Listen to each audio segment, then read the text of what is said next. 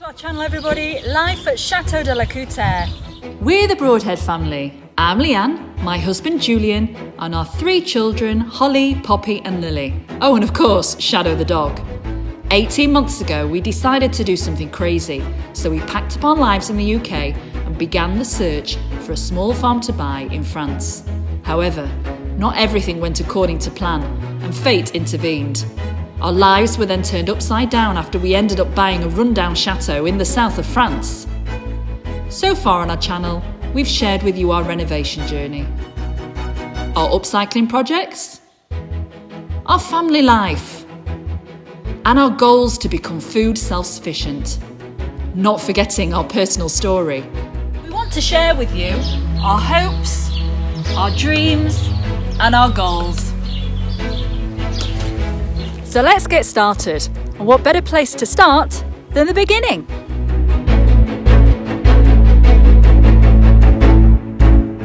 So now, moving on to one of the largest walls. The one opposite is the largest wall that needs plastering.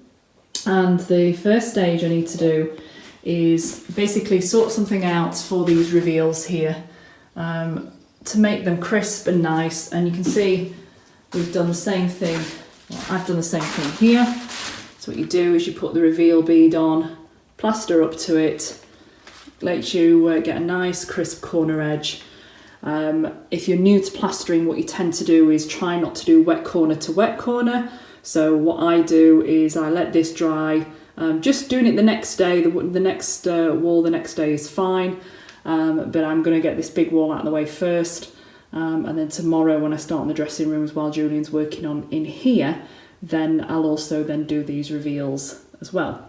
So what we do to get those nice crisp corners, there's different kind of corner beads on the market. You can get them completely made out of metal, completely made out of plastic. It depends what kind of finish you want.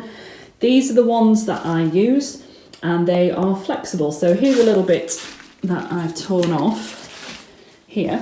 And you can see that they've got metal on them.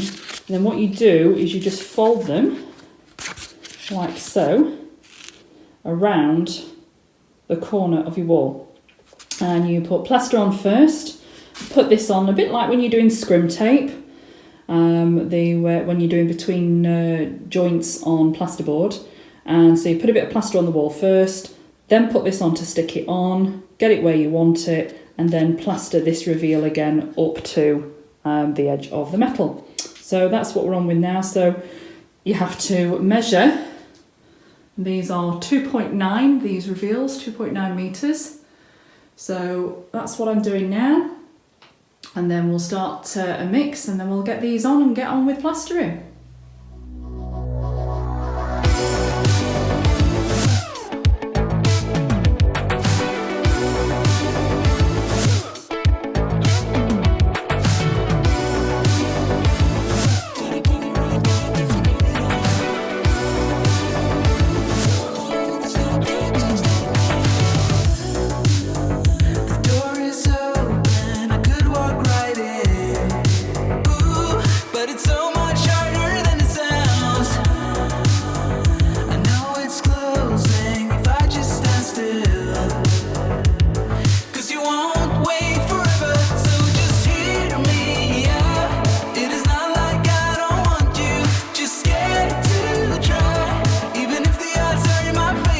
Okay, so this reveal is now on, which you can see. I'll come all the way down. And the next stage is basically to get the plaster over these paper edges here, get it all smooth, right up to the reveals, and then you can plaster over it.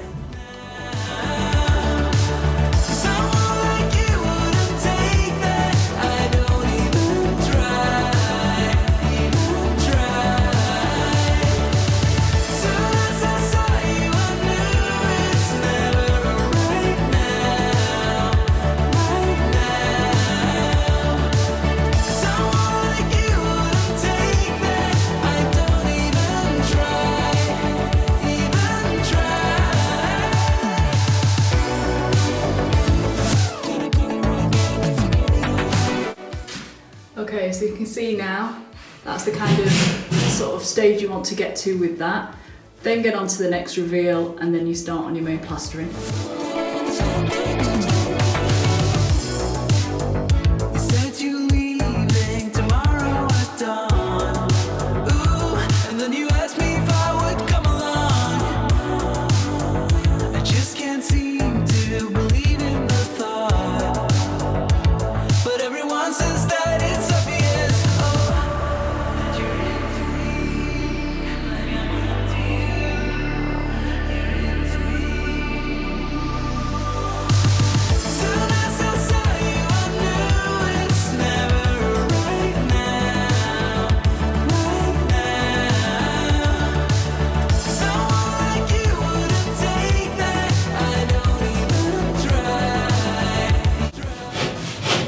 This bedroom is quickly becoming our workshop, our upstairs workshop.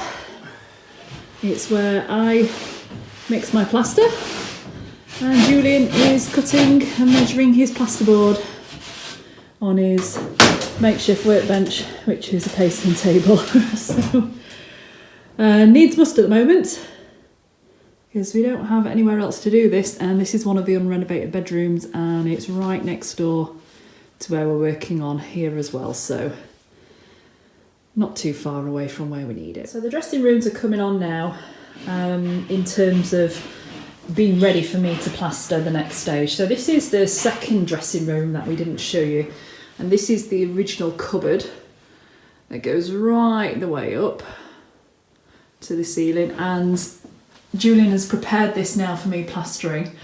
So he has done the ceiling with a spotlight, and basically this is a wall I will be plastering straight onto, PVAing and plastering, and being mindful of trying to make sure that I do it thin enough that the skirts still look like skirting boards and not part of the plaster.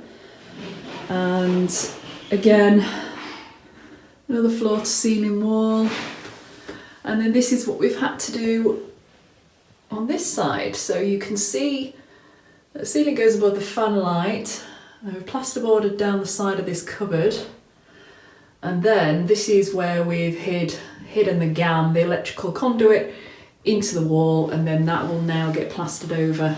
And there you are, and you can just see in the background the chaos that is the rest of the bedroom suite at the moment. This is all the things that are out of the dressing rooms. So we are camping and living in chaos at the moment. And this is the second dressing room. This is the one that we showed you and Julian was working in it. So the spotlight is now fitted, and it's boarded out. And it was in a little bit of a worse state, this one, so Julian's boarded out the whole thing, taken the skirting boards off. We're going to actually try and salvage the original skirting boards to go back on in situ. But we are thinking we're going to fit some cupboards that we brought with us from the UK into here to make the most of this space. So yeah, we're just going to get it plastered and painted, and then we're going to see how we can utilise this space to get the maximum result. Okay, are you ready? Because this is not for the faint-hearted. This project just got really serious on us. Okay, so we're in the bathroom where I plastered the ceiling, starting to move the pipes. Only Julian's got to redo the pipes because where we need them for the shower, they're not long enough, so they've got to be redone. And this is the wall that is going to have the sink on it. It's going to be wallpapered, this wall, if we ever get that far. And this is where the pocket door is supposed to be going, into this stud wall, which will be, hopefully, eventually fitted. And this is kind of our workroom upstairs at the moment. And this room will be, if you remember, we said putting a pocket door from this bathroom, which is the master suite bathroom, into here. So this can be a family room with Jack and Jill bathroom. And if not, we can shut the door off from the other side, lock it, so it basically becomes an enclosed bathroom. Now, this did have a bathroom in this room. It had a shower cubicle here. Now, this shower cubicle was leaking. It was leaking into the floor below and going into the playroom. downstairs. This is also directly above a chimney that we are not using. And we knew over here that there was a rotten joist going across, which basically had been the water damage from the shower tray that was leaking, that we didn't know about and must have been leaking for years, to be honest, before we got here. And when we knew that the shower was leaking, this is when we ripped all this out. And we had basically this hole here.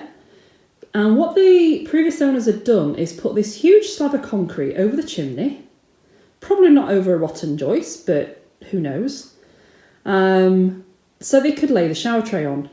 Really weird, not a great setup. So Julian's taken all the concrete and the bricks out, which is here, because we know that there has been further water damage. Now this is a joist, floor joist, and this section here that is on your screen, literally there from the top to the bottom of the screen, that's the section that is water damage. Now we thought that joist would run all the way across into the bathroom and then basically be in this wall here. It doesn't. What happens is the joists swap, as you can see here. This is one of the other original floor joists, which is in great condition apart from this little edge here. The old little peg that you can see there. Beautiful craftsmanship. But as you can see, absolutely solid. Good condition, which is good. Which means that this floor underneath here, hopefully, is sound. So we have this small section here to sort out. Julian is not happy. He has said he feels completely out of his depth now. So I've come to assure him that this is fixable. We have some ideas. We kind of have a plan now. But it's Sunday. He's been working all week. As you know, we're trying to push forward. And we just thought it was a case of replacing this rotten joist that goes across widthwise there, and then doing the floorboards. And the floorboards would run all the way into this bathroom, which is the reason we needed to do them, before we then did the stud wall over them. But that's not the case. So we've got probably another few days to a week's work now added on. Oh la la, which is the correct usage of oh la la, by the way. Nothing sexually or for about that saying whatsoever. So, oh, this is just a nightmare. But don't tell Julian I said that, because I know it can be fixable. And we pretty much know what we're doing now, and we're going to go for width joists across to replace this, because they already are width joists, floor joists. You can see them there. There's one there, and there's another one there, back to back with this joist. So what we're going to do is we're going to brace them across this wall, this chimney bit that we don't need. The top of it is already all bricks anyway, so we're going to take all that down to the all plaster lath ceiling, which has been boarded over underneath, so we don't really need to worry about that. So that chimney is going to come down, and then we're going to brace on this wall here and take the joists, the new joists, widthways. And that's how we will build up this floor again. Fingers crossed. So this is going to be interesting. As I said, not for the faint-hearted. So we're at that stage where we really just have to get on with whatever the chateau throws at us. I know there's other more experienced DIY people, builders, tackle these simple little issues every day. It's about 1.5 meters worth of a joist that's rotted and another side horizontal joist.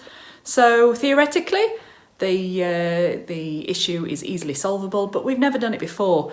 And that's the thing about it, you just get so scared, and on top of that is the stress of, oh my God, another delay. And then, oh my gosh, what else is going to happen? You psych yourself up thinking, right, I've got another 2 weeks in this bathroom, 2 to 2.5 weeks, and we'll be sorted.